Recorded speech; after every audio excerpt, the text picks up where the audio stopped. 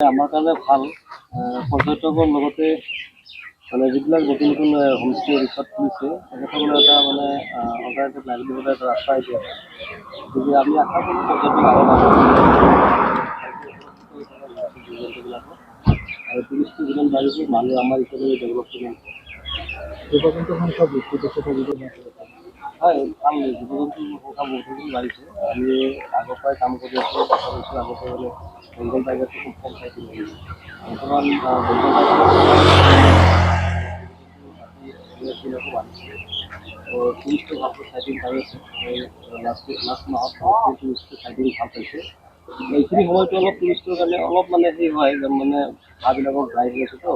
তো অলপ ভিতৰ এৰিয়াত চাব পাৰে কিন্তু ইমান ৰাস্তা ওচৰত কম পাব পাৰে কিন্তু এনিমেলছ বহুত বাঢ়িছে কোন স্থানৰ পৰা বেছিকৈ পৰ্যটক ইয়াততো মানে আজিকালি অসমৰ বহুত এতিয়া বৰ্তমানত কলকাতা বহুত টুৰিষ্ট আহে আৰু বাকী বিদেশী পৰ্যটক আহি থাকে নিউজিলেণ্ড অষ্ট্ৰেলিয়া জাৰ্মান জাপান এইবিলাকৰ পৰা আহে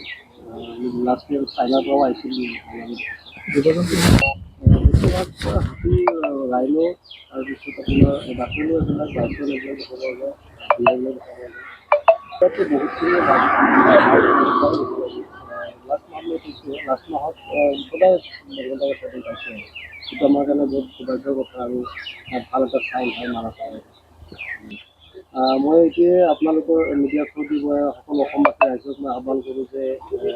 সকলোৱে মানস উপভোগ কৰক মানসৰ সৌন্দৰ্য প্ৰাকৃতিক সৌন্দৰ্য প্লাছ জীৱ জন্তু চাই পেলাই এতিয়া এটা আমোদ ল'ব পাৰিব আৰু ধুনীয়া ধুনীয়া ৰিচৰ্ট হোমষ্টেবিলাক হৈছে সেইটো খুব ছেফলি মানে ভালকৈ পৰীক্ষা ৰাইজে আহি পেলাই